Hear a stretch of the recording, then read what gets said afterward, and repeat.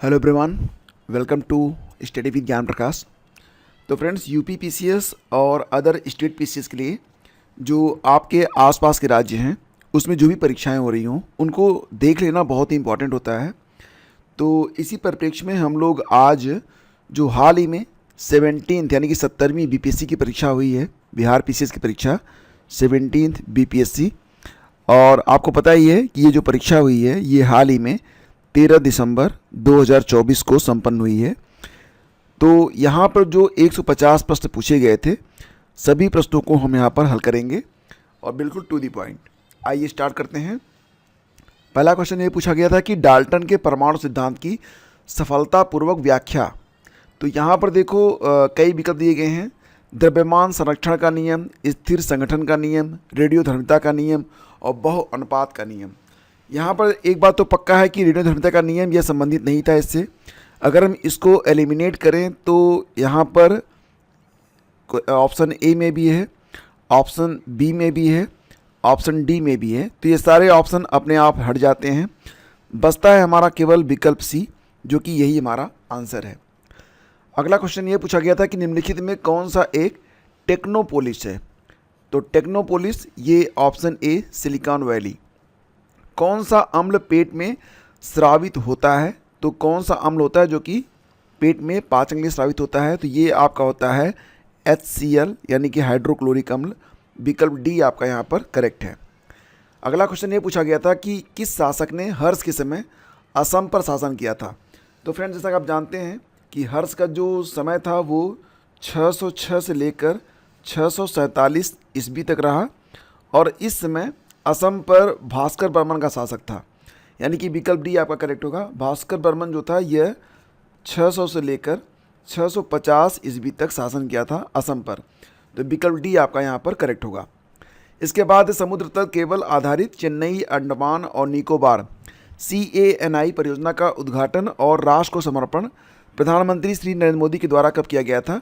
तो 10 अगस्त 2020 को। ये बहुत ही पुराना करंट था, इसके पूछे जाने की संभावना बहुत कम थी, लेकिन ऐसे ही प्रश्न होते हैं जो कि परीक्षा में निर्णायक साबित होते हैं। खैर, अगर इसका उत्तर आपका गलत भी हुआ है तो कोई बात नहीं, जो सरल प्रश्न है वो गलत नहीं होने चाहिए। इसके बाद देखते हैं किस मीटर का उपयोग वाहन द्वारा तय की गई दूरी को मापने के लिए किया जाता है। जो आपका जिसको आप स्पीडोमीटर कहते हैं ना, कि यह स्पीड बताता है, तो ये नहीं होता है, ये होता है ऑडोमीटर कहते हैं इसे। एग्जैक्टली इसे ऑडोमीटर कहा जाता है। ठीक है, तो विकल्प डी आपका करेक्ट था। अगला क्वेश्चन ये पूछा गया था कि संविधान के किस संशोधन द्वारा एंग्लो इंडियन समुदाय के लिए आरक्षित 2 सीटों को समाप्त कर दिया गया। तो यहाँ पर जो आपका विकल्प है इसमें डी विकल्प आपका सही था, ऑप्शन डी। ठीक है। इसके बाद अगला क्वेश्चन था कि निम्नलिखित बंदरगाहों में कौन कृत्रिम बंदरगाह है। कौन सा एक बंदरगाह है जो कि बनाया गया है। तो देखो दोस्तों, इसका जो जवाब है वो विकल्प डी है, यानी कि चेन्नई। विकल्प डी आपका यहाँ पर करेक्ट है। अगला क्वेश्चन ये पूछा गया था कि अप्रैल 2024 में संयुक्त राष्ट्र सुरक्षा परिषद के कितने सदस्यों ने फिलिस्तीन को संयुक्त राष्ट्र का पूर्ण सदस्य बनने की अनुमति देने के प्रस्ताव को या तो अस्वीकार कर दिया या मतदान से अनुपस्थित हो गए। तो यहाँ पर जो इसका उत्तर होगा ये आपको बताना है। और कितने राष्ट्र ऐसे थे। तो देखो दोस्तों, ये जवाब बनेगा ऑप्शन सी। कुल मिला के 3 राष्ट्र ऐसे थे। ठीक है। इसके बाद अगला क्वेश्चन ये था कि 2024-25 के केंद्रीय बजट भाषण में आत्मनिर्भरता स्वावलंबन के लक्ष्य के तहत किस तेल बीज को शामिल नहीं किया गया था। तो इसमें नारियल को शामिल नहीं किया गया था। विकल्प बी आपका यहाँ पर उत्तर है। तिल, सोयाबीन और मूंगफली को शामिल किया गया था। अप्रैल 2024 में शेख अहमद अब्दुल्ला अल अहमद अल सबा को किस देश का नया प्रधानमंत्री नियुक्त किया गया। तो यहाँ पर जो आपका उत्तर बनेगा वो विकल्प डी बनेगा, कुवैत का। ठीक है। फिर अगला क्वेश्चन पूछा गया था कि मराठा शासकों की अष्टप्रधान प्रणाली के बारे में निम्नलिखित का मिलान करिए। अधिकारी और विभाग। जैसा कि आप जानते हैं कि यहाँ पर जो पेशवा होता था वो प्रधानमंत्री होता था, करेक्ट है। सचिव जो होता था वो पत्राचार प्रभारी होता था, ये सही हो गया। अमात्य वित्त मंत्री होता था, सामंत विदेश मंत्री होता था। तो इस प्रकार से इसको आप मैच करवा लेंगे।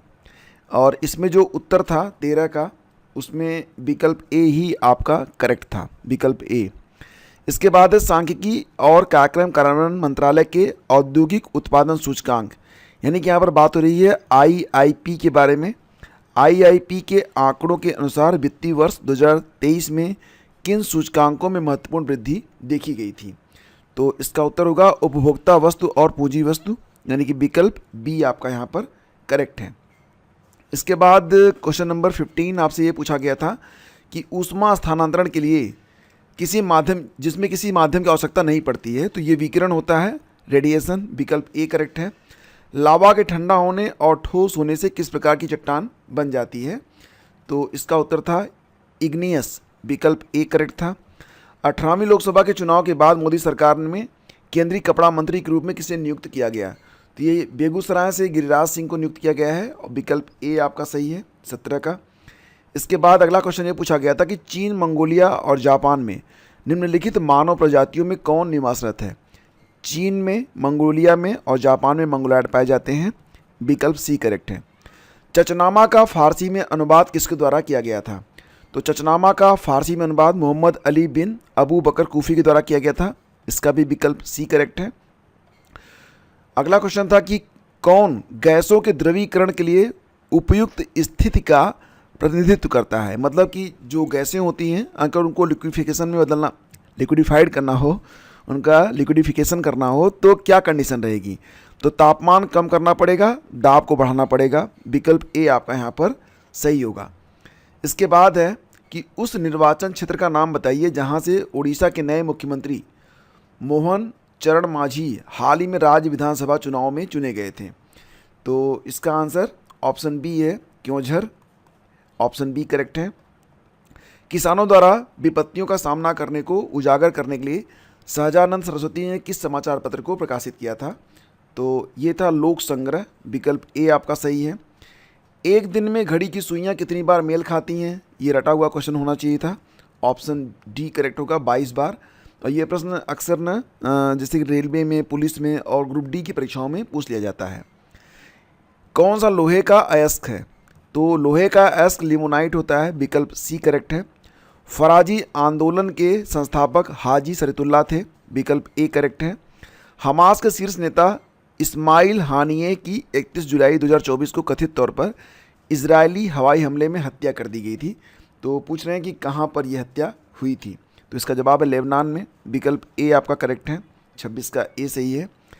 फिर अगला क्वेश्चन ये पूछा गया था कि क्रिसिल की रेटिंग रिपोर्ट के अनुसार वित्तीय वर्ष 2030 तक भारत में कारपोरेट बांड बाजार कितना बढ़ने की उम्मीद है? तो 100 से 120 लाख करोड़, यानी कि 27 का जवाब ऑप्शन ए हो सकता है।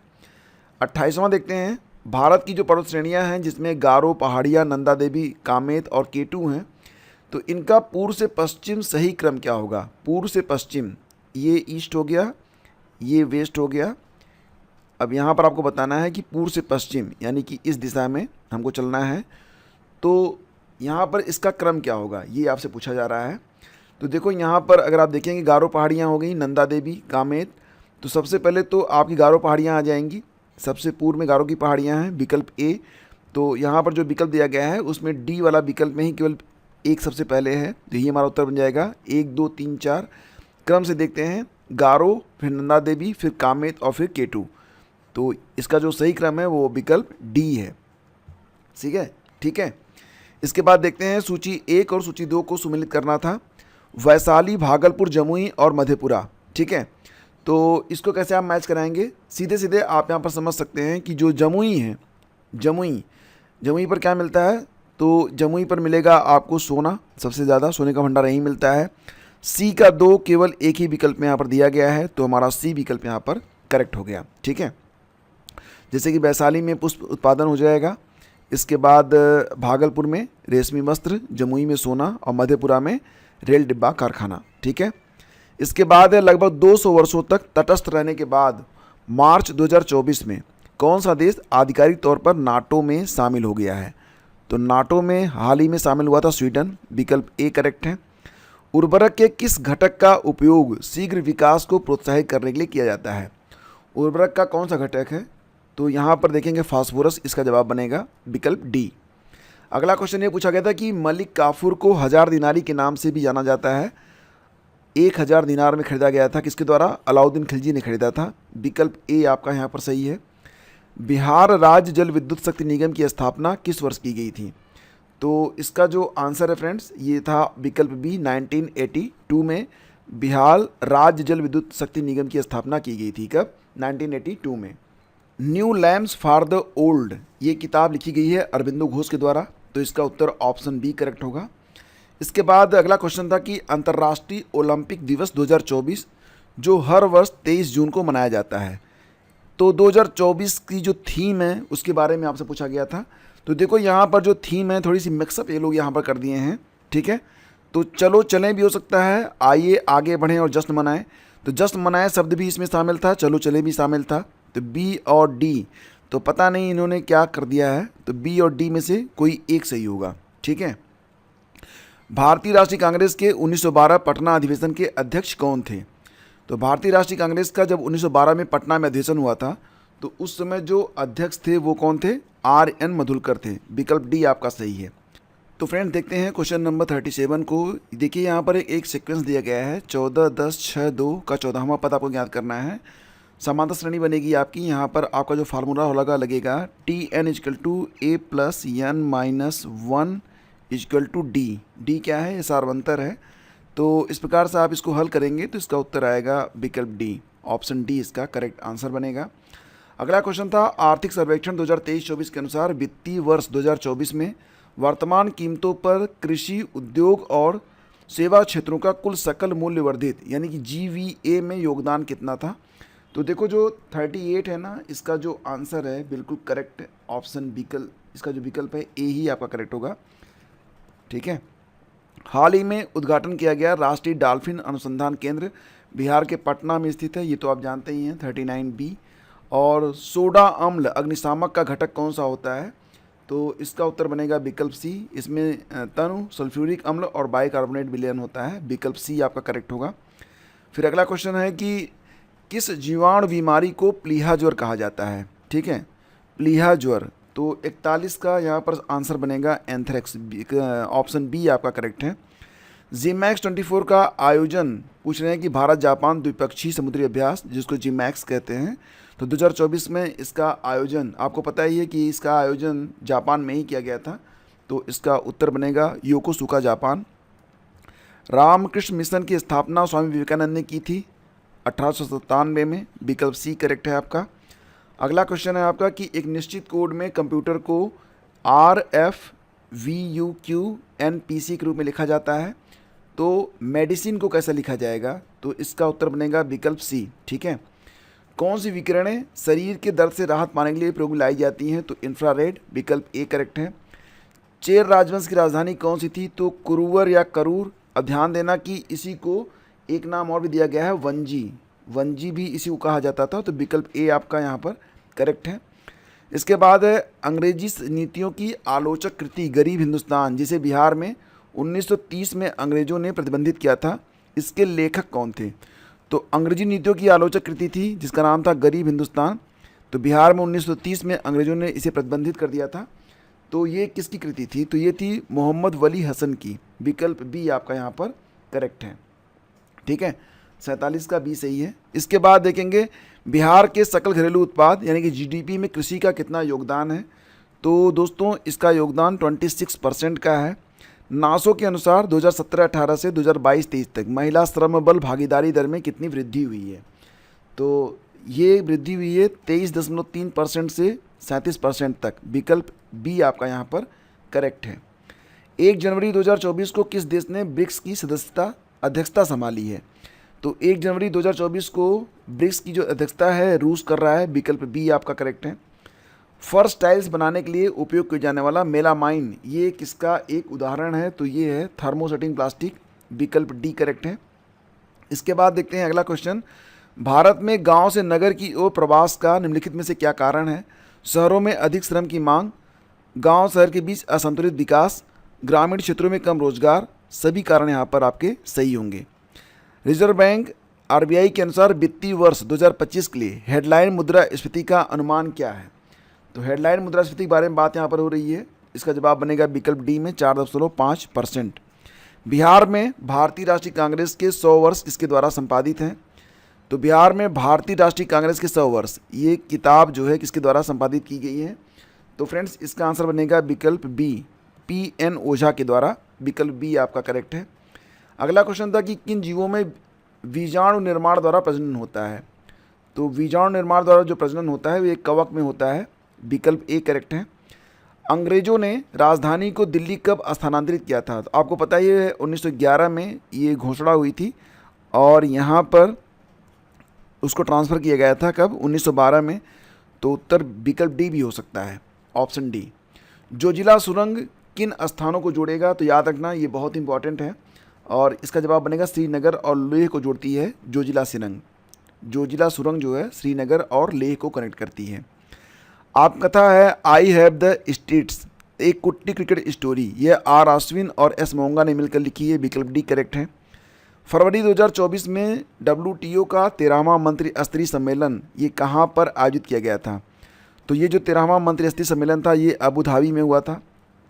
तो 60 का ऑप्शन बी आपका यहाँ पर करेक्ट है। निम्नलिखित में से प्रथम कृत्रिमी तैयार किया गया तत्व कौन सा है? यानी कृत्रिम से बनाया गया जो तत्व है वो कौन सा है? तो दोस्तों इसका आंसर बनेगा TC, यानी कि विकल्प डी आपका यहाँ पर करेक्ट है। इसके बाद है कि CGTMSE का पूरा रूप क्या है? तो यहाँ पर CGTMSE का फुल फॉर्म आपसे पूछ रहे हैं। यहाँ पर बहुत ही देखेंगे तो सब मिलते जुलते हैं, लेकिन इसमें सही जवाब विकल्प डी ही है। ठीक है, तो विकल्प डी को आपको आंसर करना था। अगला क्वेश्चन है करो या मरो का नारा किसने और कब दिया था? तो ये एक आसान क्वेश्चन पूछ लिया गया था और इसका उत्तर विकल्प सी है। गांधी जी ने भारत छोड़ो आंदोलन के दौरान दिया था। कौन सा रक्त का तरल भाग होता है? आपको पता ही जो हमारा रक्त होता है उसमें प्लाज्मा होता है, WBC होता है और RBC होता है। ठीक है, तो इसमें जो प्लाज्मा होता है इस यही जो रक्त का तरल भाग होता है, तो इसमें विकल्प बी आपका सही है।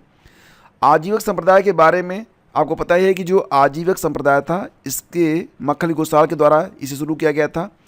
दर्शन का केंद्रीय विचार नियति था, ये भी सही है। जाति और वर्ग के आधार पर भेदभाव किया जाता है। आजीविकों की बैठकों के लिए नियमित सभाएं होती थी। तो यहाँ पर पूछ रहे हैं कि कौन सा विकल्प आपका सही होगा 67 में? तो फ्रेंड्स इसका जवाब ऑप्शन बी है। A, B और D इसका जो है वो सही है।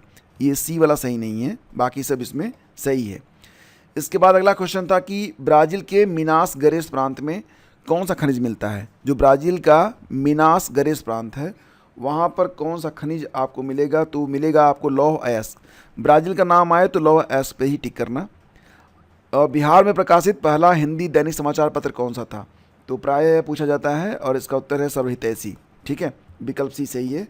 सर्वहितैषी जो है यह बिहार में प्रकाशित पहला हिंदी दैनिक समाचार पत्र था। और किसकी कक्षा अत्यधिक लंबी अंडाकार है? तो इसका जवाब क्या बनेगा? जी हाँ दोस्तों, कॉमेट का। ऑप्शन बी करेक्ट है।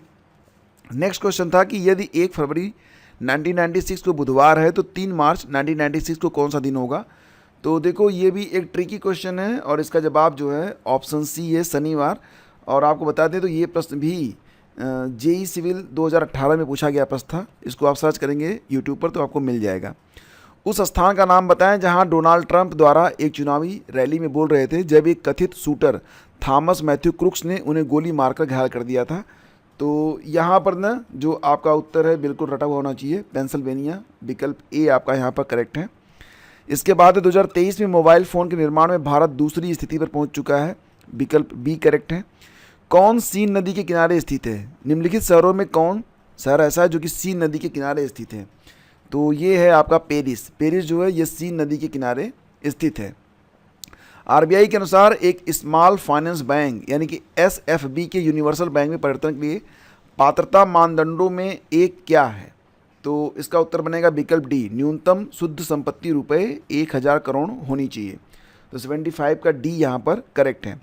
सूची 1 और सूची 2 आपको मैच कराना था, संगठन और मुख्यालय। जैसे कि हम देखेंगे तो स्वदेशी सेवक होम, स्वदेशी सेवक गृह के नाम से जाना जाता है, होम लिख दिया यहाँ पर, तो ये वैंकूवर में करेक्ट है। यूनाइटेड इंडिया हाउस सियाटल में, ये भी करेक्ट है। युगांतर आश्रम सैन फ्रांसिस्को, ये भी सही है। और ये है INA रंगून, ये भी सही है। तो यहाँ पर एक का ABCD क्रम से मैच हो रहे हैं जो कि विकल्प डी में दिया गया है। मुस्लिम लीग ने प्रत्यक्ष कार्रवाई दिवस डायरेक्ट एक्शन डे मनाया था 16 अगस्त 1946 को। जून 2024 में किस शहर को भारत का साहित्य का पहला यूनेस्को शहर घोषित किया गया था? ये था आपका कोझिकोड, ऑप्शन बी करेक्ट है। जीवन की संरचनात्मक और कार्यात्मक इकाई कोशिका को माना जाता है। सबसे पहले तो आपको यही पढ़ाया जाता है जब आप बायोलॉजी पढ़ते हैं। इसके बाद अगला क्वेश्चन था कि गौरव उत्तर की ओर 20 मीटर चलता है, 20 मीटर चलता है वो। इसके बाद फिर वो बाईं ओर मुड़ता है और 40 मीटर चलता है, 40 मीटर चला। इसके बाद वो फिर बाईं ओर मुड़ता है और 20 मीटर चलता है, तो ये 20 मीटर आ गया। इसके बाद फिर 20 मीटर चलता है कब? दाईं ओर मुड़कर, दाईं इधर हो जाएगा 20 मीटर। अब यहाँ 20 और यहाँ 20, कुल दूरी हो जाएगी 40। ठीक है, तो ये 40 मीटर आपका यहाँ पर आंसर है। इसके बाद केंद्रीय बजट 2024-25 में विकसित भारत की दिशा में प्रथम बजट प्राथमिकताओं में कौन सा शामिल नहीं है? तो यहाँ पर जो सतत विकास है ये शामिल नहीं है, विकल्प सी आपका उत्तर है। ऊर्जा सुरक्षा, कृषि में उत्पादकता और अनुकूलनीयता, रोजगार और कौशल प्रशिक्षण सब इसमें शामिल है। सी वाला सतत विकास इसमें शामिल नहीं है। अपवाह प्रणालियों में किससे बिहार की भूमि अपवाहित होती है? तो देखो यहाँ पर महानदी, यमुना, नर्मदा का नाम दिया गया है। सही जवाब इसका ऑप्शन ए है, घाघरा। इसके बाद है अमरकोश के अनुसार भूमि के प्रकारों पर विचार करिए। जैसा कि आप जानते हैं कि अमरकोश के अनुसार भूमि के 12 प्रकार बताए गए हैं। उसमें उर्वरा मतलब उपजाऊ, मरु मतलब रेगिस्तान, साध वाला मतलब घास, द्विमात्रिक मतलब वर्षा से सिंचित। तो सभी यहाँ पर सही हैं, ए बी सी डी। तो आप उत्तर लिखेंगे विकल्प डी। अनुच्छेद 243 जे के अंतर्गत पंचायतों का लेखा प्रबंधन से संबंधित अधिनियम कौन सा है? तो अनुच्छेद 243 जे के अंतर्गत पंचायतों के लेखा प्रबंधन का जो संबंध है यह किससे है? तो दोस्तों इसका उत्तर बनेगा राज्य विधानमंडल से, यानी कि विकल्प बी आपका करेक्ट है। कौन सा एक गैर संपर्क बल है? तो चुंबकीय बल, इसमें संपर्क की आवश्यकता नहीं पड़ती है, दूर से ये बल स्थापित हो जाता है। मोटरसाइकिल का संबंध बैटरी से उसी प्रकार है जिसका जीवन का संबंध किससे है? तो सूरज से है। ठीक है, मोटरसाइकिल बिना बैटरी के नहीं चलेगी और जीवन बिना सूरज के नहीं चलेगा। राजा प्रवर सेन के बारे में यहाँ पर 4 कथन दिए गए हैं। वाकाटक वंश का वास्तविक संस्थापक माना जाता है, करेक्ट है। और उनका साम्राज्य उत्तर में बुंदेलखंड से लेकर दक्षिण में हैदराबाद था, ये भी सही है। अपने पिता बिंद शक्ति से उत्तराधिकारी बने थे, ये भी सही है। उल्लेख पुराणों में मिलता है, ये भी सही है। यानी कि यहाँ पर जो कथन है वो एक से अधिक सही हैं, तो आप इसका उत्तर लिखेंगे विकल्प डी। ठीक है, अगला क्वेश्चन ये पूछा गया था समाचार पत्र और उसके संपादक। जैसा कि आप जानते ही हैं कि फ्री हिंदुस्तान जो समाचार पत्र था इसके संपादक थे तारकनाथ दास। तो एक का डी मैच हो जाएगा। यहाँ पर देखेंगे तो 2 बार मैच हो रहे हैं, तो चलो बाकी विकल्प यहाँ पर ए और सी खत्म हो गए। इंडियन ओपिनियन, ये जो इंडियन ओपिनियन था इसके बारे में बात करें तो महात्मा गांधी। ठीक है, तो 2 का ए वाला मैच हो रहा है, सही है। अब यहाँ पर ये गलत है तो ये भी गलत हो गया, मतलब विकल्प बी ही हमारा जो है आंसर है। इसके बाद 3rd का बी मैच हो रहा है, वॉइस ऑफ इंडिया दादा भाई नौरोजी और कौन था? बंगाली। तो इसका जो है सुरेंद्रनाथ बनर्जी। ठीक है, तो ये आपका इस प्रकार से इसका मैच कराएंगे, विकल्प बी आपका आंसर बनेगा। फिर आगे बढ़ते हैं। निम्नलिखित में से किस फ्री स्टाइल भार वर्ग में अमन सहरावत मई 2024 में विश्व कुश्ती ओलंपिक क्वालिफायर तुर्की में 2024 पेरिस ओलंपिक के लिए क्वालिफाई करने वाले पहले भारतीय पुरुष पहलवान बने थे? तो ये थे 57 किलोग्राम में, आपको याद होगा, मैंने आपको करंट में पढ़ाया भी था इसके बारे में। इसके बाद देखिए 2011 की जनगणना में बिहार के निम्नलिखित जिलों में किसमें अनुसूचित जनजाति जनसंख्या का प्रतिशत जो था वो सर्वाधिक था? तो 2011 की जो जनगणना हुई थी तो निम्नलिखित जिलों में किसमें अनुसूचित जनजाति यानी कि एसटी की जनसंख्या का प्रतिशत सर्वाधिक था? तो दोस्तों इसका जो आंसर है वो विकल्प ए है, कटिहार। विकल्प ए आपका सही है। 91 को देखते हैं। 91 है बिहार बजट 2024-25 में किस क्षेत्र को सबसे अधिक आवंटन प्राप्त हुआ था? तो ये शिक्षा के क्षेत्र में प्राप्त हुआ था। इसके बाद आगे बढ़ते हैं।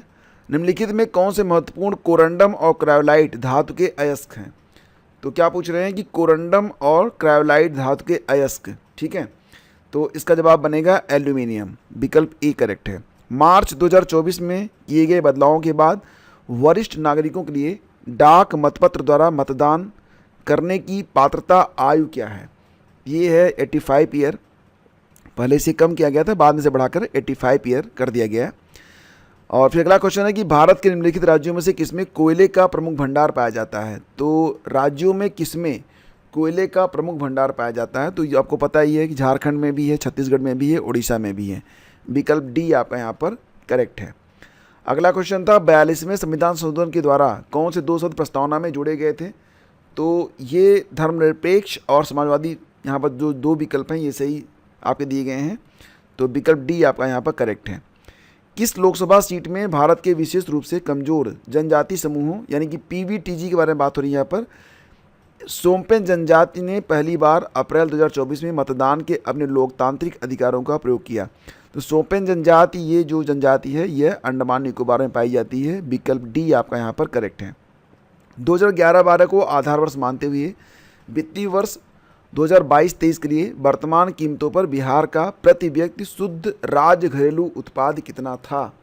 तो दोस्तों इसका जवाब बनेगा 54,111। विकल्प ए आपका करेक्ट है।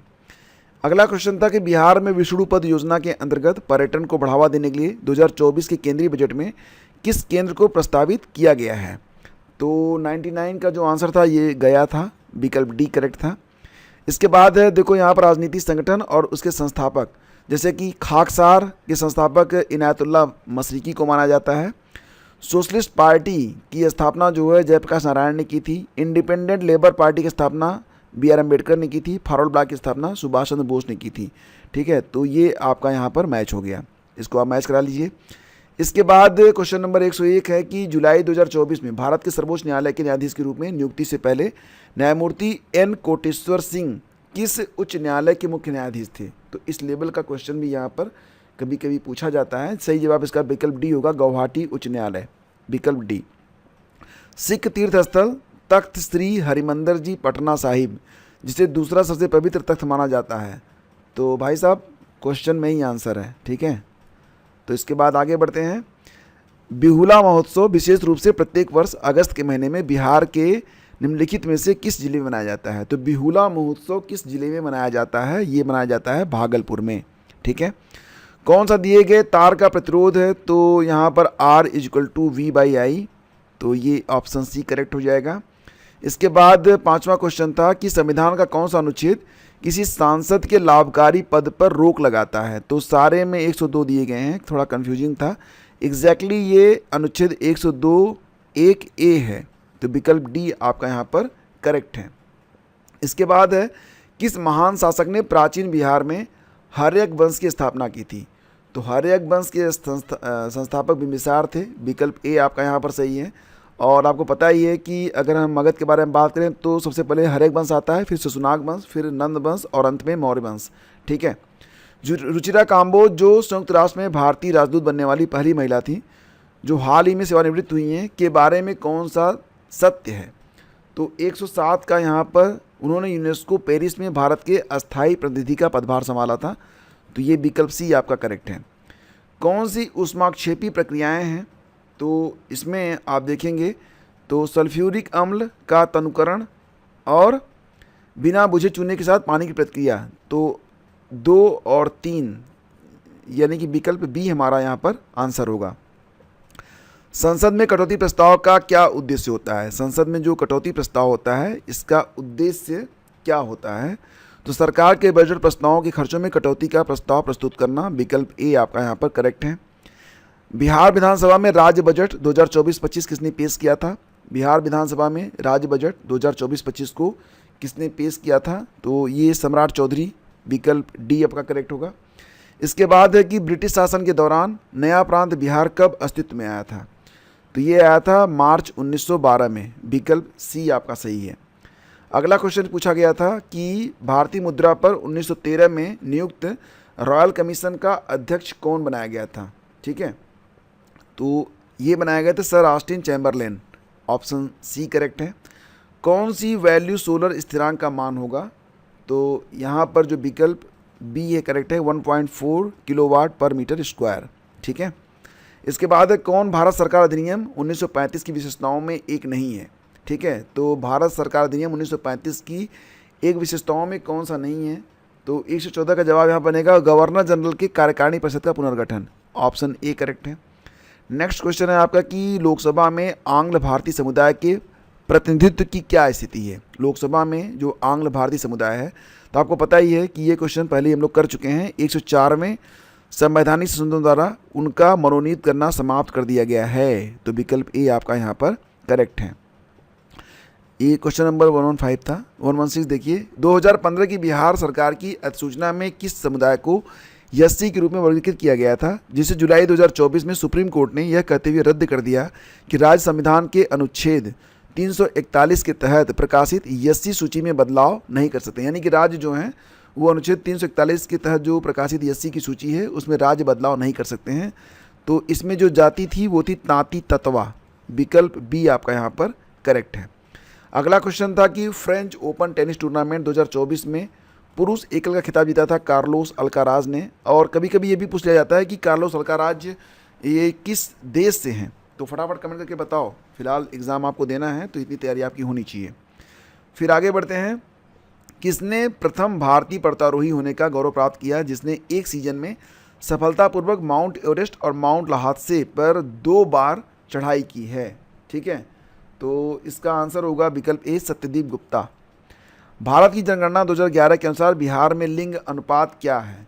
कई बार पूछा गया प्रश्न है लेकिन फिर भी इम्पोर्टेंट है, ये है 918। इसके बाद निम्नलिखित में किसके लिए प्रकाश संश्लेषण में क्लोरोफिल का उपयोग किया जाता है? प्रकाश संश्लेषण फोटोसिंथेसिस में क्लोरोफिल का उपयोग प्रकाश को अवशोषित करना, यानी कि विकल्प डी आपका करेक्ट होगा। इसके बाद है कि रणनीतिक संघर्ष विराम संघर्ष अथवा एसटीएस किस आंदोलन के नारे से प्रख्यात हुआ था? भारत छोड़ो। महात्मा गांधी ने यह नारा दिया था। ऑप्शन बी इसका करेक्ट होगा। भारत छोड़ो आंदोलन के दौरान बहुत से स्थानों पर राष्ट्रीय सरकारें स्थापित की गई थी। कौन सा एक सही सुमेलित नहीं है? प्रति सरकार बनी थी सतारा महाराष्ट्र में, प्रजामंडल बनाया गया था तलछड़ उड़ीसा में, जाति सरकार बनी थी तामलुक बंगाल में, लेकिन रैयती सरकार नहीं थी, रैयत एक व्यवस्था थी जिसमें जो है किसानों से कर वसूल किया जाता था। तो ये जो है हमारा आंसर बनेगा 122 का ए। इसके बाद क्वेश्चन था कि कौन टेस्ला के समतुल्य है? टेस्ला के समतुल्य कौन सा है? ये काफ़ी इंपॉर्टेंट क्वेश्चन है जो कि होगा न्यूटन पर एम्पियर मीटर। तो विकल्प डी करेक्ट है। शिशुनाग वंश के बाद मगध पर किस वंश ने शासन किया? तो आपको मैंने बताया था, सबसे पहले आता है हर्यक वंश, उसके बाद आता है शिशुनाग वंश, शिशुनाग के बाद आता है नंद वंश, नंद वंश के बाद मौर्य वंश। तो यहाँ पर जो क्रम है वो नंद वंश का है। तो विकल्प सी आपका यहाँ पर करेक्ट है। अगला क्वेश्चन है कि कौन राष्ट्रपति बनने से पूर्व लोकसभा के अध्यक्ष रहे थे? तो ये थे नीलम संजीव रेड्डी। 125 का जो जवाब है विकल्प सी होगा। अगला क्वेश्चन है, बिहार राज्य ने पहली बार ग्रीन बजट कब पेश किया था? तो ग्रीन बजट पेश किया गया था वित्तीय वर्ष 2021-22 में। विकल्प सी करेक्ट है। मानवी मधु कश्यप हाल ही में बिहार की पहली ट्रांसजेंडर बनी है, पुलिस उप निरीक्षक के पद पर हैं ये। विकल्प डी करेक्ट है। क्वेश्चन है कि कौन सा एक जायद का फसल है? ठीक है, तो जायद का फसल कौन सा है? तो देखो यहाँ पर चना है, चना रबी की फसल में आएगा, चारा सरसों भी रबी की फसल में है, कपास अभी चारा जो है इसको आप जायद मान सकते हैं। ठीक है, इसके बाद फिर आगे बढ़ते हैं। श्रेयसी सिंह विधानसभा सदस्य जिन्होंने पेरिस ओलंपिक 2024 में शूटिंग में भारत का प्रतिनिधित्व किया था, बिहार के किस निर्वाचन क्षेत्र से चुनी गई हैं? तो गिद्धौर से। विकल्प डी आपका सही है। भारत, चीन और इंग्लैंड के बीच त्रिकोणीय व्यापार का मुख्य आर्थिक आधार क्या था? भारत, चीन और इंग्लैंड के बीच जो त्रिकोणीय व्यापार होता था तो मुख्य आर्थिक आधार यहाँ पर क्या था? तो ये था आपका अफीम। विकल्प बी सही है। पीसीआरए का फुल फॉर्म आपसे पूछ लिया था, ये था आपका पेट्रोलियम संरक्षण अनुसंधान संघ, यानी कि विकल्प सी सही है। 131 का सी। इसके बाद है 132वां क्वेश्चन कि अक्टूबर 1943 में सुभाष चंद्र बोस द्वारा स्थापित स्वतंत्र भारत की अस्थायी सरकार को जापान सहित कितने देशों ने मान्यता प्रदान की थी? तो कुल 9 देशों ने। विकल्प डी आपका सही है। पायल कपाड़िया की उस फिल्म का शीर्षक क्या है जिसके लिए वह मई 2024 में कांस फिल्म फेस्टिवल में ग्रैंड प्रिक्स पुरस्कार जीतने वाली पहली भारतीय फिल्म निर्माता बनी है? तो फिल्म का नाम है all we imagine as light. All we imagine as light. आहार नाल का कौन सा भाग यकृत से पित्त प्राप्त करता है? तो ये जो आहार नाल का कौन सा भाग है जो कि यकृत से पित्त प्राप्त करता है? तो काफ़ी अच्छा क्वेश्चन है ये। इसका जवाब विकल्प सी होगा, छोटी आंत। विकल्प सी। इसके बाद आगे बढ़ते हैं, क्वेश्चन नंबर 135 है। संविधान सभा द्वारा भारतीय राष्ट्रीय ध्वज किस तिथि को अपनाया गया था? 22 जुलाई 1947 को। विकल्प डी सही है। मंत्रिपरिषद की संख्या को किस संवैधानिक संशोधन द्वारा लोकसभा सदस्यों की संख्या का 15% तय किया गया था? 136। इसका जवाब है विकल्प सी 91th अमेंडमेंट, 91वां संशोधन। एशिया क्षेत्र से प्रतिष्ठित गोल्डमैन पर्यावरण पुरस्कार 2024 का विजेता कौन है? एशिया क्षेत्र से जो गोल्डमैन पर्यावरण पुरस्कार दिया जाता है, तो इसमें विजेता कौन बना था? तो इसका जवाब है आलोक शुक्ला। कहाँ से हैं? भारत से। अगला क्वेश्चन है कि रायल शीर्षक अधिनियम के अंतर्गत रानी विक्टोरिया भारत की महारानी बनी थी 1876 में।